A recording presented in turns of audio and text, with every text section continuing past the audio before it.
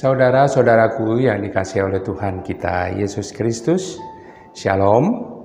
Sungguh sukacita kita bisa berjumpa kembali dalam sarapan rohani Gereja Kristen Protestan Bali, Jemaat Galang Ninyang, Aipian Basik.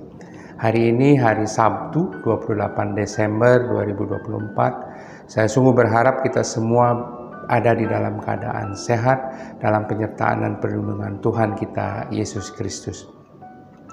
Sebelum kita melanjutkan renungan kita pada pagi hari ini, marilah kita bersama-sama mempersiapkan hati dan pikiran kita. Kita mohon pertolongan Roh Kudus Tuhan agar dimampukan untuk memahami dan melaksanakan kebenaran firman Tuhan yang akan kita baca dan renungkan pagi hari ini. Mari kita berdoa. Kami memuji dan memuliakan nama-Mu ya Bapa. Di hari ini Engkau senantiasa menyertai kehidupan kami. Kami boleh beristirahat dan pagi ini Engkau izinkan kami untuk menerima anugerah baru, hari baru pemberian Tuhan. Dan sebelum kami melanjutkan kehidupan kami rindu untuk dikuatkan oleh kebenaran firman-Mu ya Tuhan. Kiranya Engkau menolong kami melalui firman Tuhan yang akan kami baca renungkan pada pagi hari ini, sungguh menguatkan kami dan menjadi dasar bagi kehidupan kami hari ini dan hari-hari ke depannya. Tuhan tolong kami, Roh Kudus menolong kami agar kami sungguh-sungguh dimampukan dengan hikmat dan kebijaksanaan datangnya daripada Tuhan saja. Doa kami Tuhan, dalam nama Tuhan Yesus Kristus kami berdoa. Amin. Saudara-saudaraku yang dikasihi Tuhan, kita Yesus Kristus, firman Tuhan yang akan kita baca dan renungkan pagi hari ini diambil dari dua ayat Alkitab, yaitu dari Amsal 19 ayat yang ke-17. Demikian firman Tuhan, siapa menaruh belas kasihan kepada orang yang lemah, memiutangi Tuhan yang akan membalas perbuatannya itu. Lalu yang kedua dari Lukas 6 ayat 38, berilah dan kamu akan diberi.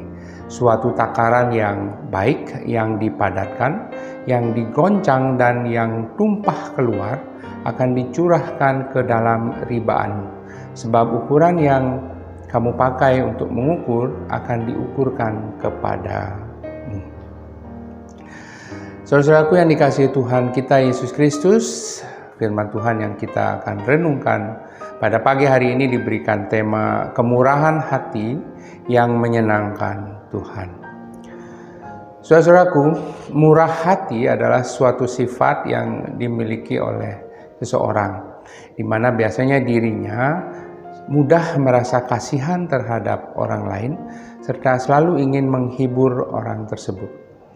Sehingga belas kasihan merupakan partisipasi terhadap orang lain agar terlibat dalam mengambil tindakan untuk ikut serta dalam kesedihan ataupun penderitaan seseorang. Nah, dalam pandangan ini, belas kasihan tidak hanya sekedar sebuah rasa kasihan, tetapi ada tindakan untuk menolong dan membantu seseorang yang membutuhkan pertolongan. Tuhan menghendaki agar kita bermurah hati. Seperti firman-Nya mengatakan, hendaklah kamu murah hati, sama seperti Bapamu adalah murah hati. Murah hati pertama-tama menunjuk pada tindakan memberi, membantu dan melayani orang lain dengan penuh sukacita. Dalam dua ayat Alkitab yang barusan kita baca, maka murah hati atau kemurahan hati itu bisa dimaknai dalam dua hal yang saling berkaitan. Yang pertama adalah kemurahan hati dalam hal memberi, dan yang kedua kemurahan hati dalam hal mengampuni. Mari kita belajar bersama-sama. Yang pertama kita akan belajar bagaimana memberi dengan kemurahan hati yang menyenangkan hati Allah. Memberi yang menyenangkan hati Allah, memberi dengan kemurahan hati yang menyenangkan hati Allah adalah memberi berdasarkan prinsip-prinsip Alkitab.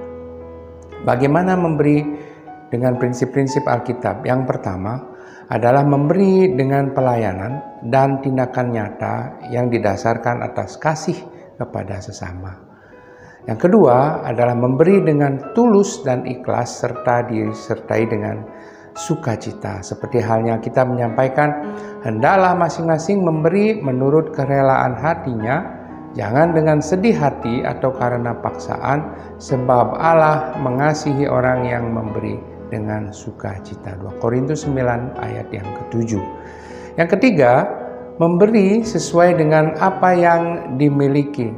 2 Korintus 8 ayat 12 mengajarkan pada kita, sebab jika kamu rela untuk memberi, maka pemberianmu akan diterima.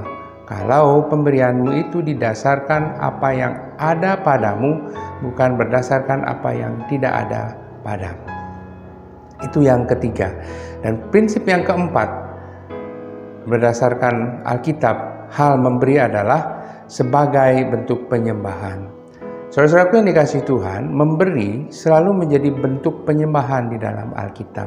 Dan kita diperintahkan untuk menghormati dan memuliakan Tuhan dengan cara ini. Tuhan mengetahui isi hati di balik pemberian kita. Dia tahu kapan kita memberi sesuatu dengan tulus ikhlas dan sesuatu yang berharga yang bisa kita berikan pada Tuhan.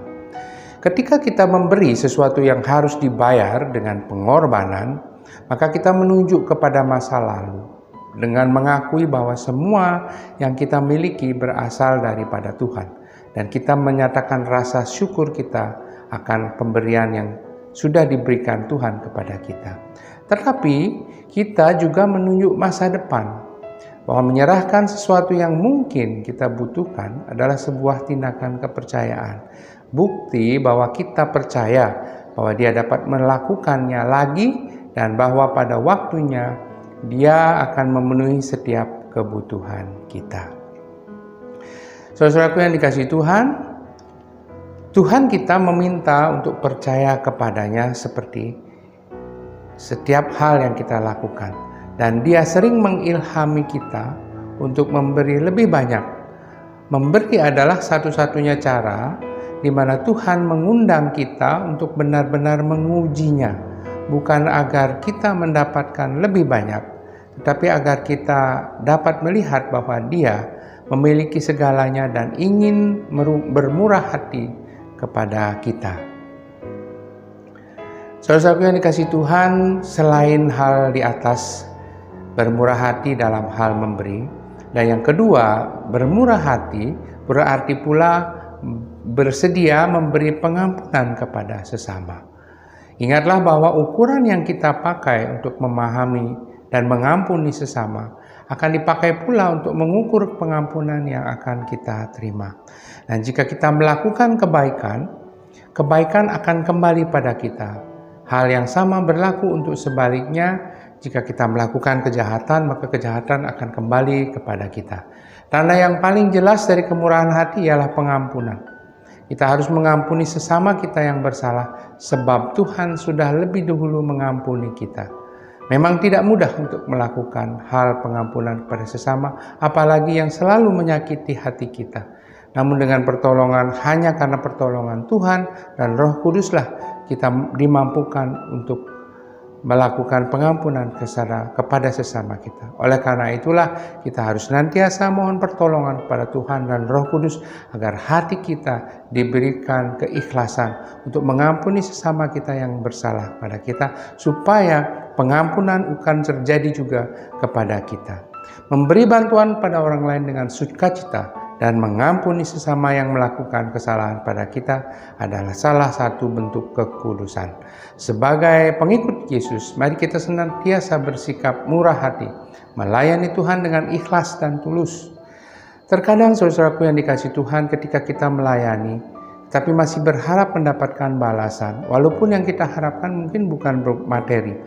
Misalnya hanya sekedar ucapan terima kasih. Tetap saja kita menjadi resah ketika balasan yang kita harap tidak kita dapatkan.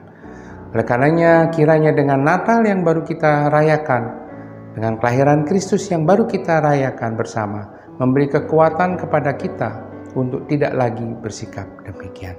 Marilah kita semakin bermurah hati kepada setiap orang dengan perasaan yang lepas dan bebas. Tuhan memberkati kita semua. Amin. Mari kita berdoa. Tuhan, sungguh kami merasa ditegur dan dikuatkan sekaligus dikuatkan oleh kebenaran firman-Mu pada saat ini. Betapa sering kami memberi dengan alasan-alasan yang salah, betapa kami sering juga sulit untuk mengampuni sesama kami.